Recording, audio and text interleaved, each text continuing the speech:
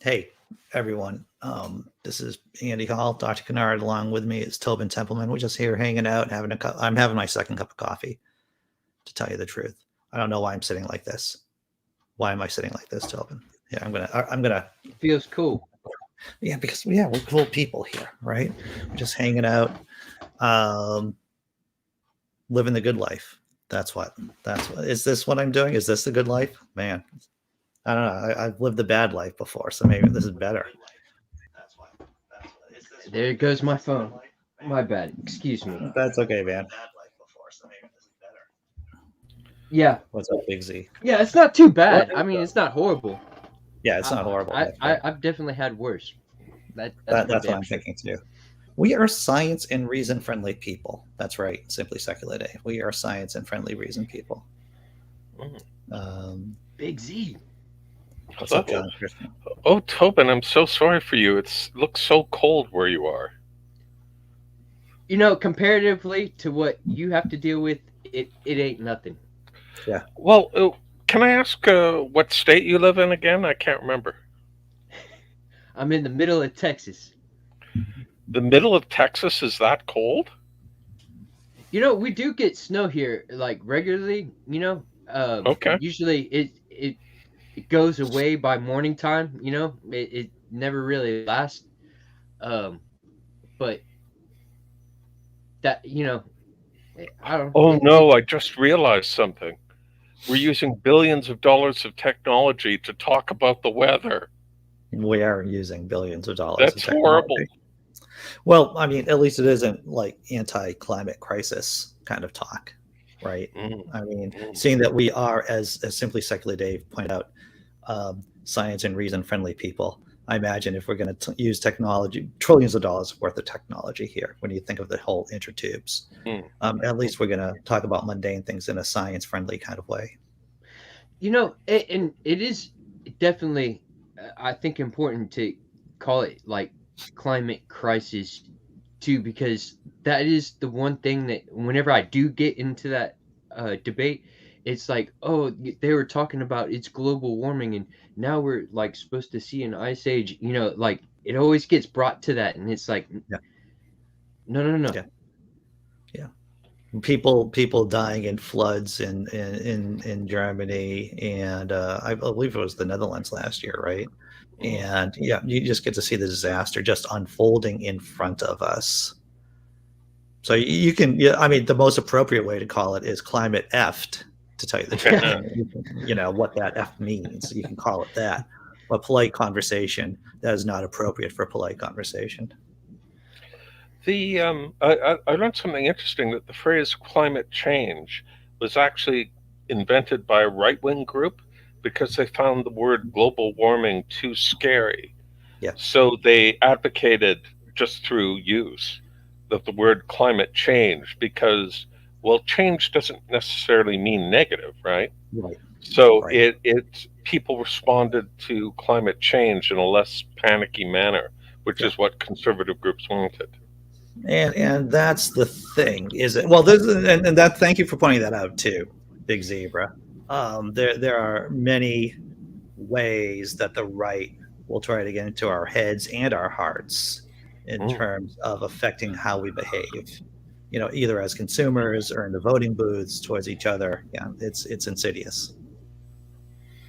Lordy. Lordy involved, indeed. Mhm, mhm. I really liked your report on the after school Satan program. They do good I work. do they ever, because people are flooding into schools with their Christian after school nonsense and Yeah. having meetings and clubs and I just want um, to say that even the Boy Scouts that are anti-atheist and have a history of at least being anti-gay, that's changed. But yeah, but but the Boy Scouts of America, at least here in the States, they won't allow atheists. It's in it's in their documentation on a federal level, is that they don't mm, allow atheists into their groups. So yeah, you have these good news clubs, which are basically just ways to indoctrinate children into evangelical Christianity. mm, Then, to be fair, to really promote real religious freedom, which means that every religious group gets to have a voice, not just evangelicals, then of course you have to allow after school Satan. Unfortunately, there is a cost involved, so you have to rent the space, apparently. Yeah. And if it was cheap enough, maybe you could have your auto da fe club and show how to burn people on crosses. And, I don't know how that would be productive, but I admire your creativity, sir. That's what I well, did. you wouldn't say, you say, well, if these times ever return, you need to know how to do this. And you talk about how you strangle the heretic first to be merciful and then set them on fire. Well, I think there's a lot of literature about that. I think there's a lot of pre-existing literature. D. Park says, Tobin, it looks cold. What's your temperature there this morning? That's a good question. That's not okay. You're on the inside. Well, Yeah. this building has been closed up all night. The sun is out. I know from walking in here this morning, the sun, it felt warm. It's probably somewhere in between 40 and 50. Wow. Wait a minute. Will my computer tell me? Do I have to guess? It should, if you ask nicely. Right. Yeah. The Just thing hate is using that it at times, like while I'm streaming. yeah, but when Texas, of course, Texas has different laws in terms of construction laws. So you wouldn't necessarily have good insulation in a home in Texas, right? Because traditionally it wasn't needed. Whoa. Hang on. Like, really, though? Yeah, sure. There is a lot of Everywhere. regulations. There is a lot of regulations. But what about winterizing regulations? You see, you don't, would you have those regulations in Florida? Probably not. oh, wait a minute. Hang on. I may have misunderstanding. I'm trying to do two things. My bad. Excuse Now me. that's the problem right there. Trying to do more than one thing. I can very rarely do competently one thing at a time. Yes. That's why I decide to do nothing most of the time. See, that way Well, everywhere has, like, every province has its own building code, and I assume every state has its own building code, and they have to vary. I mean, what I would be. They are building codes. So Tobin, have you? No. I know that you're off the grid, right, brother? Yes. Right. So But you have. I bought property that is there. I made sure there's like no regulations. I looked into all of the zoning and stuff like that. So I bought. Hello? You purchased what? I'm hearing Okay. double. You're hearing double. I hear single. I'm good. Yeah. Oh, I'm hearing a very, very faint echo. Very different. Yeah. Very faint. Maybe my... No. Sorry, I'm going to check and make sure that I don't have the channel on in a second location. Okay. That's cool. Just in case. Sure. Or that if it is, the audio is at 0. I'm going to mute my mic to see if you hear that. Anything, Tobin? Right now it's 43 degrees. 43 degrees. So you're 11 degrees above freezing, which is still can be chilly. I heard the faint echo, Tobin, while I had my mic muted. Now, Big Zebra, take no offense at this, but I'm going to mute you, brother, for a second. Yes, go ahead. Maybe it is me. So I'm going to start saying words, and maybe the words will have an echo. I don't hear an echo right now, Tobin. Do you? But it's yeah. That seems to be you do hear an echo, or maybe you don't hear an echo. Because yes, no, maybe I do hear an echo. You do. It's like really delayed too, like more than normal. It's odd because when there are these kind of technical difficulties, it's typically one person doesn't hear it because they're the problem. Right. But we all hear the echo to some extent. So, what is there best practices for maybe my headset is really low quality. Maybe I shouldn't use a headset. Well, I don't use a headset, to tell you the truth on that. Yeah. But that's usually not a problem. Okay, No, I'm hearing my voice echoing. Hearing your melodious voice in Thank echo you. mode, it is kind of pleasant. I'm not going to lie to you, Big Zebra. Yeah. I wish you could hear the voice that I hear in my own head through bone conduction, because it is truly lovely. Is that where the sauce is? Is that where the magic sauce is? Oh, if you could hear what I hear when I speak, Yeah, you'd be in love. Oh, wow. Hmm. Strong. Yes, I'm afraid so. But should we continue? I'm going to try this. I'm going to mute Tobin and to see if I can hear the echo. How's that? Yeah, go for it. Mute both of us. Well, see, now I'm saying things now. I don't know. Now that the mic is muted, Tobin's mic is muted. Maybe he hears. How about what happens when I speak? Do you hear mute? I don't Do you hear an echo? I do not. I don't want to be I'm going to blame this on Texas because we don't want to, make those broad sweeping generalizations there. But I do not hear an echo, and neither does Big Z. Did you hear an echo just then, Tobin? Yeah, I've been hearing an echo for a while. Well, maybe we need a Children of the Corn moment to deal with Tobin. I hear the hissing in the background. I still hear the hissing in the background after you muted Tobin. And Wild Eden says she did not hear an echo after muting Tobin. What if you mute both me and Tobin and then just keep talking, Dr. Kennard? What do you hear then? All right. So I'm going to just do a little monologue here for a few minutes and say words, and maybe people sounds like a personal problem, Tobin. Wow. So John Hudson says, my ADHD made me miss the first show. I went to feed the dogs and ended up playing fetch for the last half hour plus. Well, that's pretty cool. Fetch is an excellent way to spend your time. I think the dogs love it, and it gives humans a chance to play that we wouldn't otherwise take. You're right about that. I faintly hear it. I'm on the headphones like it's a static echo. See, so you heard it even now when I was speaking. Tobin's back in. It was, dude. I forgot to close the window in the Chrome. Oh, okay. It could be the end of the world. It could be the end of the world. The hypersonic missiles are coming down, and I would turn to whoever's next to me and go, well, at least it's not my fault. Yes. By the way, can I ask Tobin what that gadget is over his left shoulder? It looks like some sort of electronic bird feeder. That's a microphone. A condenser microphone. Yeah. That is a pretty cool microphone, too. I like it. I like it a lot. So that's the microphone picking you up now, or is it a spare? No, I don't have a way to, because this one uses XLR cables, which is this kind of end right here. And I don't have a way to feed that back to my computer.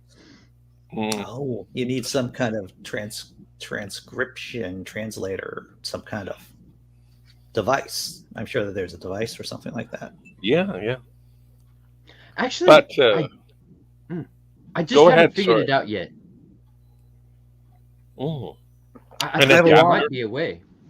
I have a lot on that list, the stuff I haven't figured out yet. There's a lot of stuff that I should be figuring out, but I haven't really figured it out.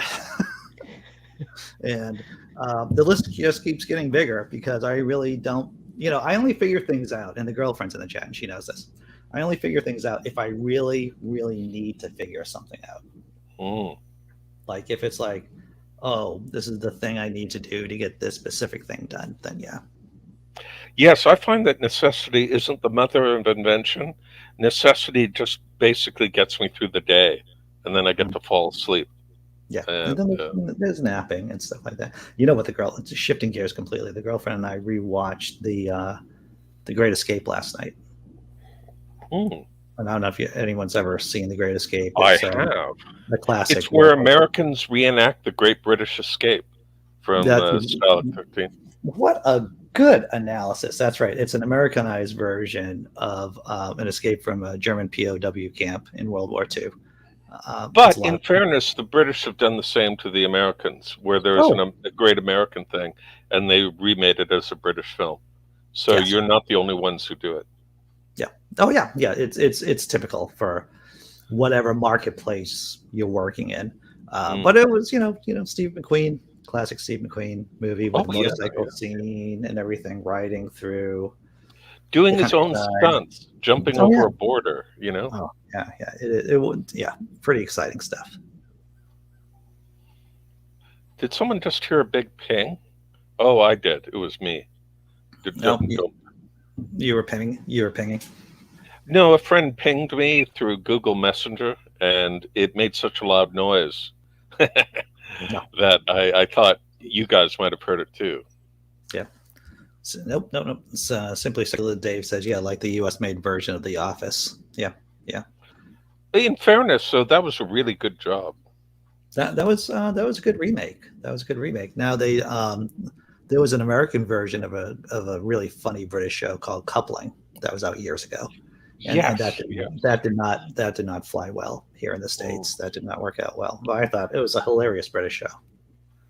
I didn't see either of the shows. Do you think the American market, because you have a significant liberal audience and a significant conservative audience, do you think it just didn't catch fire because it had the word coupling in it? Even our liberal audience is still pretty much puritanical.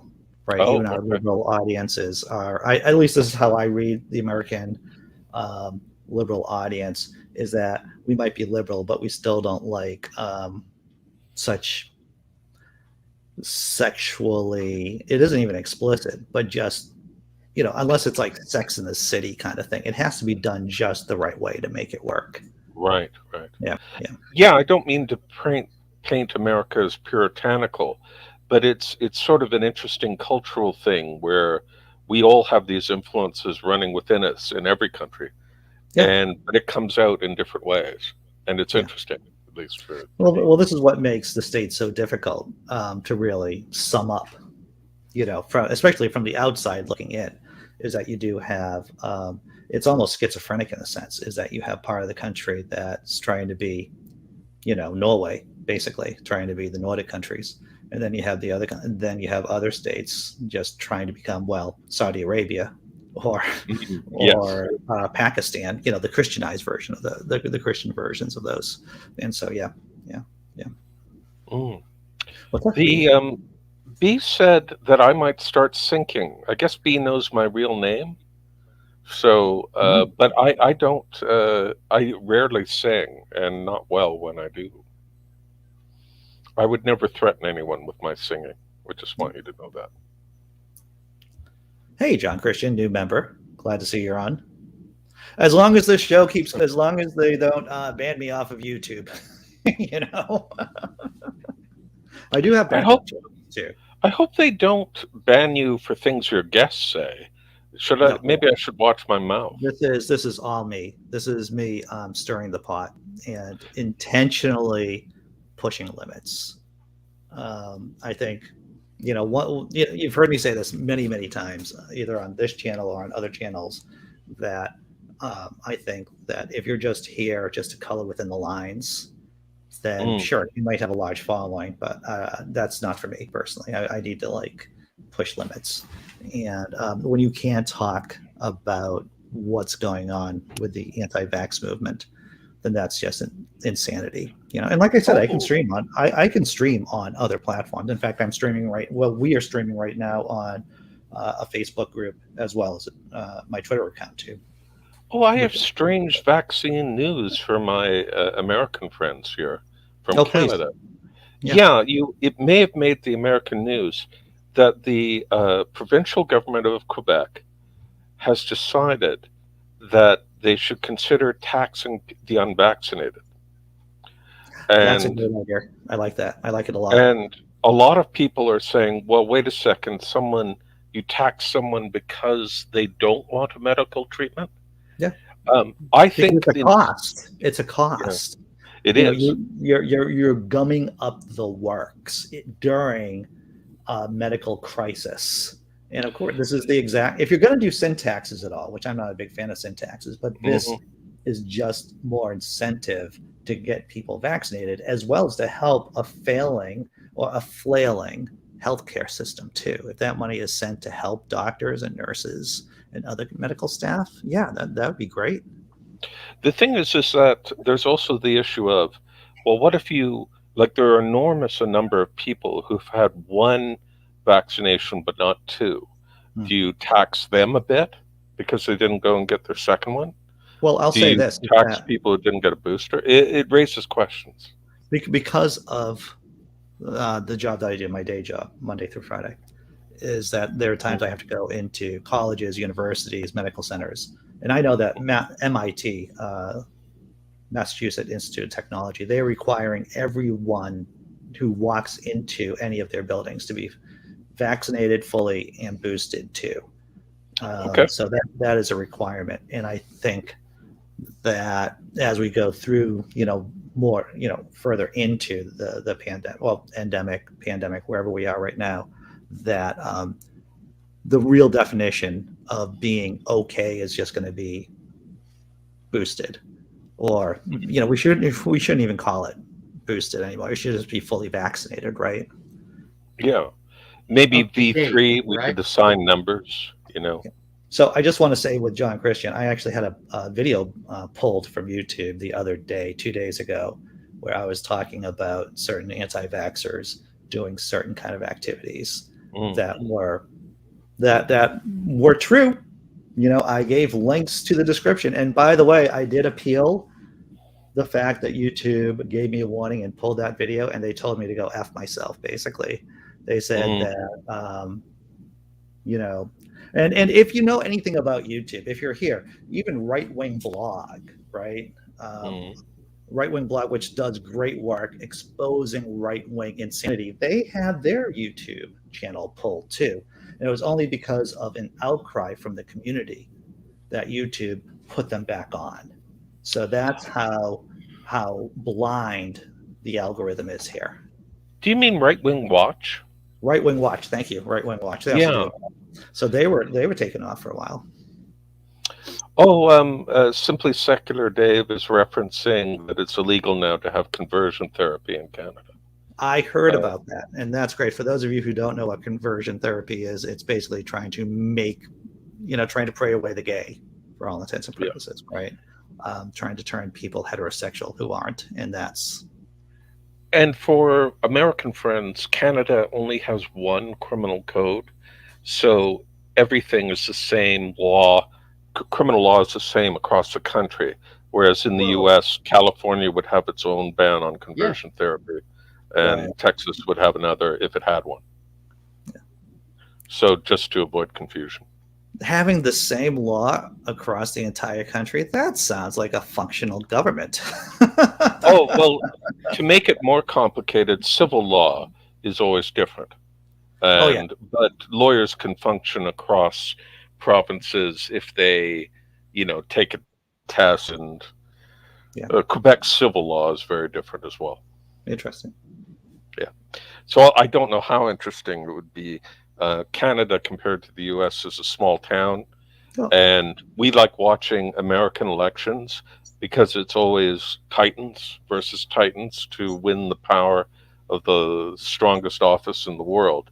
yeah. And when someone runs and you're wondering who will be the next prime minister, it's a bit like wondering who's going to win the open position of assistant manager at your local hardware store. Well, you know, Pig Zebra, you like focused on so many problems that are just baked into the, and I'm doing this as I'm trying to massage, the vein here in my head. Mm. There's so many problems here in the States. Two major political parties. The system is rigged so that you Mm. only have two political parties. Sure, I had Howie Hawkins on a couple of years ago of the Green Party. It's difficult to get on the ballot nationwide. Oh, Even yeah. any third party candidate that.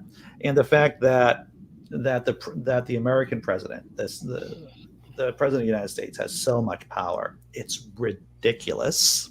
It's just ridiculous.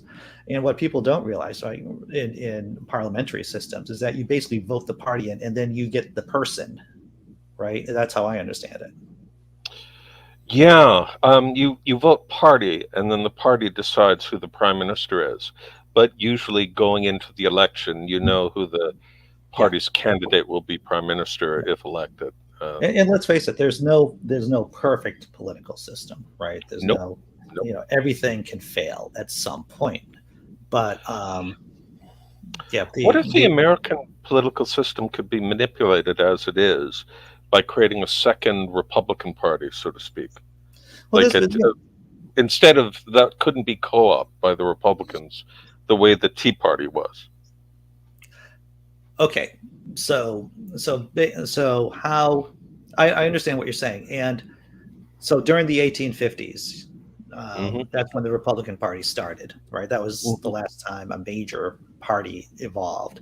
That was when the pre-existing Whig Party was suffering, and people decided that, hey, we should start a new political party, the Republicans. Most of the time, that dynamic does not occur. Most of the time, what we saw with Trump, right, is what happens is that there's a section within a party that metastasizes and takes over that party.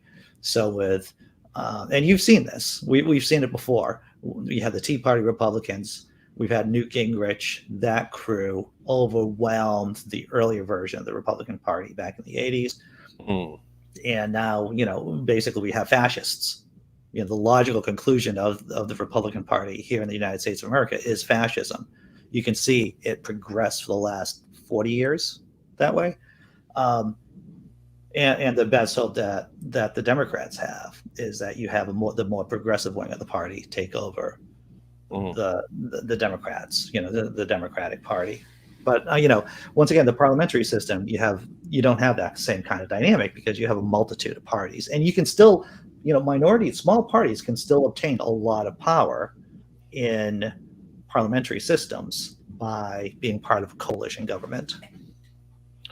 Yeah, it's parliamentary politics can be weird. You can end up problems that you have in Italy, where I even in Canada's national magazine, Maclean's, they once jokingly referred to the Italian premier as, in quotes, this summer's prime minister.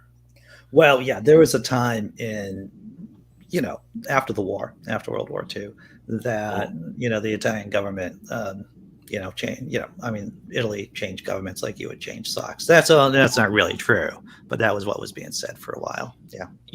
Yes. Sorry, have we cast out Mr. Templeman here? Oh, I'm learning. No, I'm intrigued by what y'all are talking about. Well, I sometimes when I ramble about Canada, I feel it excludes the Americans in the panel. And there's a limit to how much an American's appetite to learn about Canada. I mean, there are limits to everything. And, you don't want to know the hockey scores of Junior A hockey in Ontario. This is true. The reasons that I'm a part of this community is because it is like a global, it's a big community that has people from all over the world. I get to hear, how the rest of the world is operating. That is one reason why I enjoy this community, for sure. So if you got something to say about Canada, I want to hear it. If you got something to say about Italy or wherever, I like to hear about this stuff. And I might actually have something to say every once in a while. Maybe, I don't know. Sure. Well, what Simply Secular Dave said, the best thing the left can do is drive a wedge between the right and the alt-right.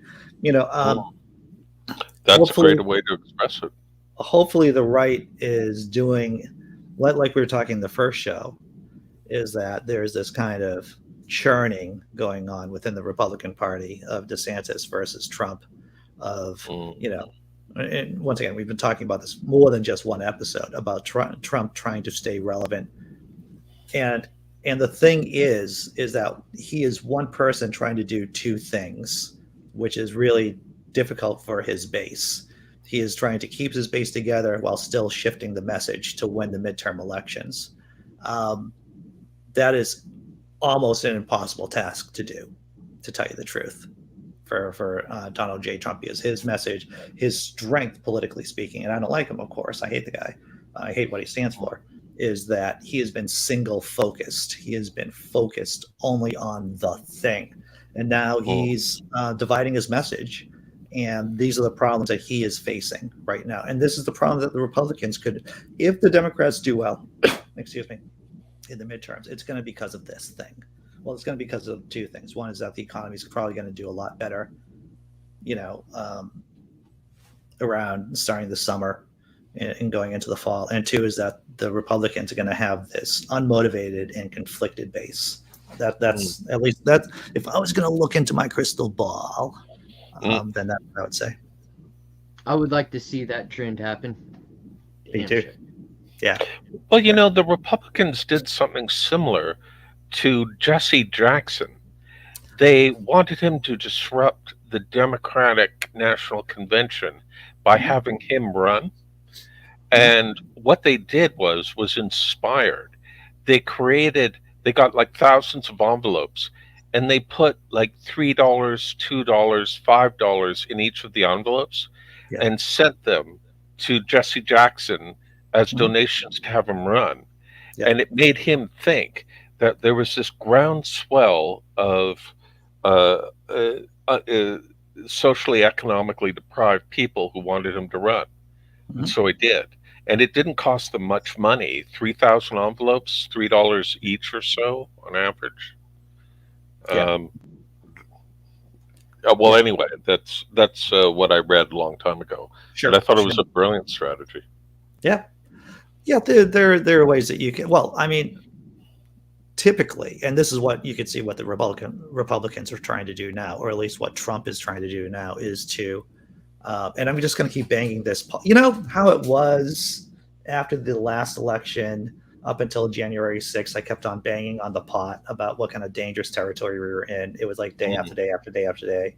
I would be holding up my numbers about when the Electoral College meets, when the states send their electors in. If you're new here, that's basically from November 3rd through to January 6th. I was saying, hey, we're still in, the election isn't over. We're still in trouble. These are the dates we should really be thinking about. So, so I'm just going to be saying the same things over and over again, too, up until the midterms about what our issues are, where we're going. Did you hear about the Arizona electoral college scam? They tried to create an alternate group of electoral voters who would be Trump voters exclusively and send them to Congress. And they had the fake documents and everything. Yeah. Well, and the thing is, when you have there's a lot of intricacies to the United States electoral system. And one of the big problems here, and one of the reasons why we have to get out to vote during the midterms, is that the Republicans are going to be focusing on they're going to be focusing on everything, of course, right? On just getting as many people elected as possible. But if you have state legislators, if you have state legislatures with Republican governors, then what they're going to try to do is to send another set of electors, because that's what they can do via the U.S. Constitution. So if they say that there's fraud, let's say in their state, let's say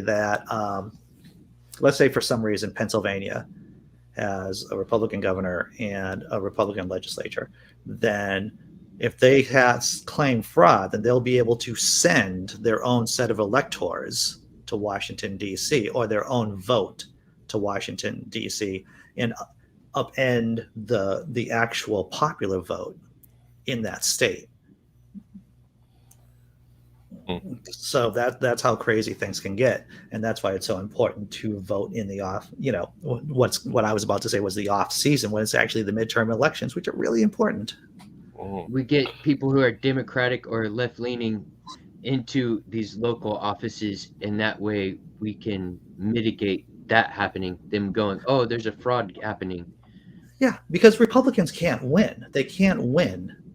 They cannot win the presidency. We've seen that with the popular vote. By playing fairly, they cannot win. They can look at Bush the younger, right, going against Gore. He didn't win the popular vote. When was the last time a Republican won the national vote? Was it Bush the elder? Was that the last time? I mean, in terms, of course, Bush won the popular vote the second time. He, he won the second vote. He won the popular vote the second time. But in terms of just getting into the office, I don't think the Republicans have won the popular vote since Reagan. That's how decrepit their system is. I remember Bush Jr. Getting tomatoes thrown at him during the inauguration, like they're driving him up to the steps or whatever, and they were chunking tomatoes and all kinds of vegetables at him.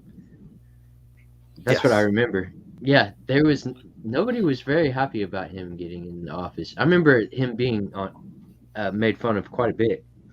Yeah. Vegetables? Were they root vegetables? Those things have some serious health. Get a potato upside your head. Yeah, or a turnip. Those things could hurt. Well, this is not me joking, Jesse Bear. Governor Wolf had to deal with the BS Republicans within the state legislature and kept trying to pull that during the last election. Yeah. I was listening to, once again, I talk about the Revolutions podcast and quite a bit. They're going through the Russian Revolution right now. And there was a group of leftists called the Social Revolutionaries. They weren't communists, but they were still part of the government. They were still leftists. And what was interesting is that they tried to do what amounted to a little coup, not a full-blown coup against the communists, but they pretty much televised it. They said, this is what we're going to do. And the host, Mike Duncan, really smart guy, who did the History of Rome podcast too, he said, when people do these coups, when people make these power grabs, they don't do it in secret. They will tell you things like, this is the thing that we're going to do. This is the plan, and this is how we're going to execute on the plan. And when you think about what the National Socialism, what the Nazis did in Germany during the 30s and 20s, and what the Republicans are saying now, the Republicans are basically saying, this is the plan. We are trying to put our people into these state positions so that we can send our own bunch, gaggle of electors, in 2024. They're not being secretive about it. Right on. Also, it's disturbing that the Nazis, one of the first things they did was to develop the brown shirts, which was their own private army, which of course changed after they came into power. But what if they were to use militias to become a private army for the extreme right wing? They almost already are. Yeah. And then you have. Anyway, keep going. Sorry. You look at the Proud Boys, right? And this is a classic example of brown shirts. Or in Italy there were the black shirts, right? Yes. These right wing, what was it? The 2%ers, the Proud Boys, a variety of these right wing groups. They are effectively brown shirts, right? Mm-hmm. They're not as organized.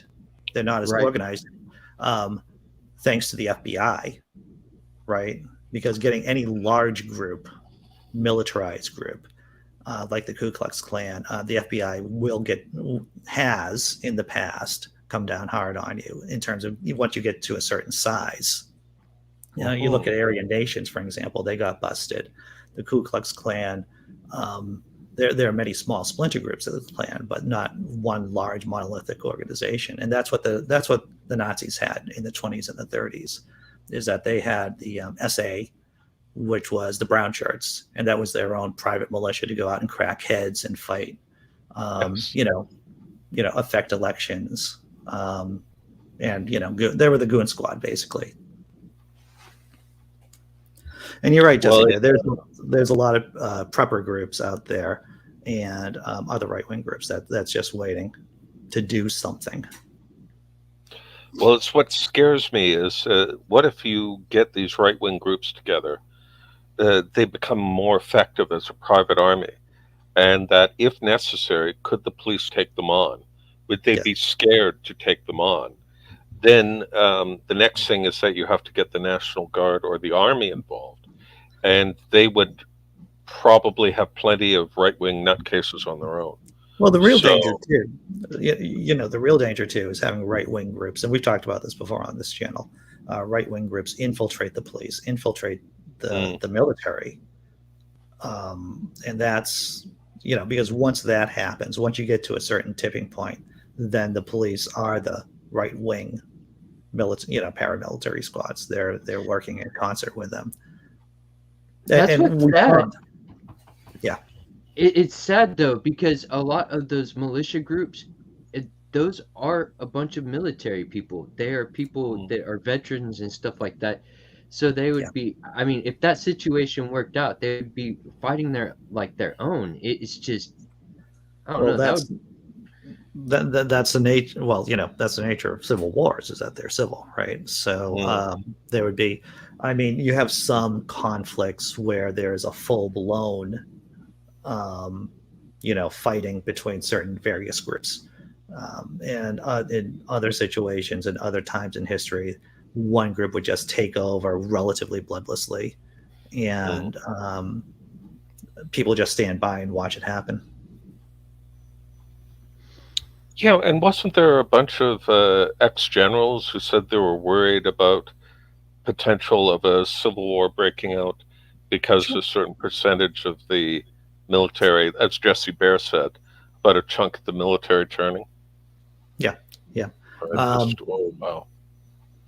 Yeah, it's this is, we talked about this before, back during the transitionary period, right, of Trump into Biden, and even during, the last days of the Trump administration. And, I said a number of times that, that there are conversations amongst the responsible people in the military about what do we do? What do we do if this guy doesn't leave, right? What happens? We got to keep an eye on the nuclear codes, right? Just like they did during Nixon. There was this whole, hey, we have to keep an eye on him to make sure he doesn't do anything crazy, and and that's scary too, because functioning democracies, it shows a weakness of the democracy when the military has to be there as like the last bastion. That's dangerous. Well, I can tell you an interesting story about, I was in Cambodia, and the government in next door Thailand, the military had taken over because of incredible corruption in the legitimate government. And the first thing the government did is that there's a ton of Cambodians who work in Thailand illegally. Sure. And for the first time in my life, I saw people in army trucks that had, they were like cages, so people couldn't leave. And couldn't leave your standard truck. And that they even had these vehicles in the first place tells you something. And they were bringing them over the border en masse. And it was a really strange feeling about, this is who we are as human beings.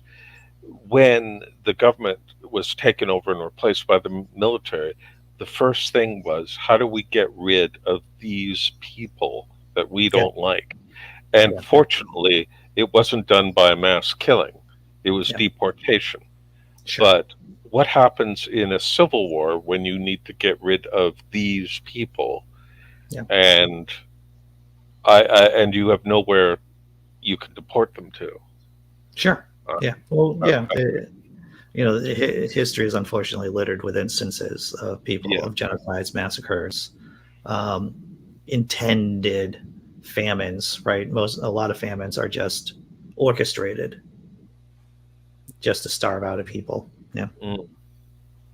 That's why I say, we don't need to fight or nothing. Let's just argue about it. Let's find the best idea and find the right way to handle things, so we don't have to devolve into shooting each other. I'd much prefer to, if we got to argue, that so be it. Right. And once again, the best people to talk to are people in the middle, because typically, you have 25% of the population to the left, 25% of the population to the right, approximately, right? The numbers can change, 25%. And then in the middle are mostly people who do not care. They have no opinions. They're just trying to live their life. And those are the people really who are most likely to be able to be changed. Those are the people who are more we can reach out to easily, or more easily at least. As many of us know, talking to hardcore right wingers exceptionally difficult to change their opinion.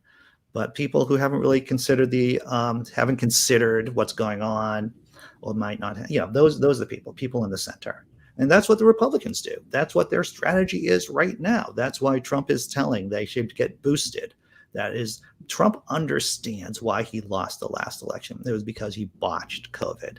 That's one of the reasons why he's saying, hey, people should get boosted. People should get the vaccine. It is the center. Oh man. And of course now the Republican Party is kind of in disarray, I think, because they keep wondering if Trump is really going to run or not. Oh yeah. I don't think he will. I think he'll be too busy maybe trying to get out of the country. I'm always willing to put money on Trump winning. I think that if it's almost as likely as the sun coming up, metaphorically, of course, I know the sun doesn't come up, but in terms of the sun rising in the east, I would put money on Trump running again in 20, as long as he isn't physically, if he's physically able to run in 2024. I think the man just has too many compulsions. Would he win the nomination? He would cream people like cream style corn, unless there's someone who can drop up. I mean, seriously, unless there's someone on the Republican side who can drop a mic as well as Trump can. 2016, he had some real heavy hitters he was running against, and he just creamed them, just like worked them up and down. So where is my cat, Biscuit? All right, so Biscuit, shifting gears. My cat was in here earlier. She's with the girlfriend. Biscuit would rather hang out with my girlfriend than me during this time, because in the office that the girlfriend works in, there's a small bed, like a twin bed, and Biscuit typically spends her time there. So after the show gets done, I pop in on the girlfriend. There's a cat. And so but Biscuit's doing quite well. Yeah, the cat's doing well. Yeah. I wanted to ask Tobin a question. Are those candles on your windowsill? I do have a candle up there. Well, if you, an old little trick, as long as you don't have pets, you could put it on the floor and you get much better heating that way. It's an old trick you can do to warm up your house like a room, I mean. It's crazy. We went through that blizzard, and now I do have heaters and stuff. I do have stuff like that, but I'm using them in other spots, and I can deal with it. This feels good to me right now. I've been sweating crazy like in summer, but I do like that idea. Yeah, because heat rises, and if you're heating the cooler air at the bottom, man, I was gonna say something to that, and then I kind of lost my train of thought. Well, no worries, it'll come back. But at any rate, just an old trick. They used to keep outhouses a little bit warmer that way, so the toilet wouldn't freeze and things like that. No, I did. We went through that really cold period, and we only used candles in this room, and it was like you could actually take off the beanies and stuff. Like if you keep them going, I was really impressed at how much a little small flame can actually warm a room. Although this is a tiny room. Yeah, well, it's surprising what good a candle can do. There was a cold snap in Costa Rica, of all places, and I told my Costa Rican friend about that, and it seemed to help. But so much for home tips. Right. I can't imagine people are tuning in for that. Well, Galen mentions about Orban. I think Orban, the person in charge of Hungary right now. And if you haven't, the times that if you're here in the States and you've heard about Hungary, it was when Tucker Carlson went over there and basically worshipped at the feet of Hungary's leader Orban, in terms of what a great guy. He's anti-immigrant. Yeah, disgusting. Was it Hungary or Prussia? I can't remember which state it was that has a real lunatic, and he's sending immigrants over the border to democratic countries. Belarus. Belarus. Why did I say Prussia? Well, Prussia is an interesting thing to talk about. It doesn't, but it's Belarus, and it's actually orchestrated by Putin, designed to create chaos in the West. Mm-hmm. And so what the Russians did was that they gave people tickets to fly into Belarus. They told them that they'd be going to a better life in the West. They put them in Belarus and now forcing them. Lukashenko, thank you, Galen, who's in Belarus. He's the leader. He's the dictator of Belarus. And the Poles, the Polish government, not saints. And they were they did some pretty extreme measures to keep the immigrants away. It's a hash, it's a mess, and basically Putin's fault from soup to nuts. Jesus. Yeah. And those poor people who were given promises are caught in the middle. Yeah. Just another one of Putin's games that he plays. All right. I think I'm tired. I think I've shouted myself out. I've gotten so enraged over the last hour. Is it time to wrap up the show? I think I'm going to wrap it up a little bit earlier today. Kind of recharge myself and get some work done before I go to work, because I have to go to work, but I have to get some work done before going to work. So that's what I'm going to do. Thanks, everyone in the chat. Thanks, everyone who's watching on Twitter and the Facebooks and everything. We're doing the same crazy thing tomorrow. 9 a.m., 9:25 is the regular show, and then the open room from 9:30 to 10:30-ish. So take care. Thanks. Oh, thank you so much for having us there, Dr. Kennard. Always fun. Always fun. Bye. Bye.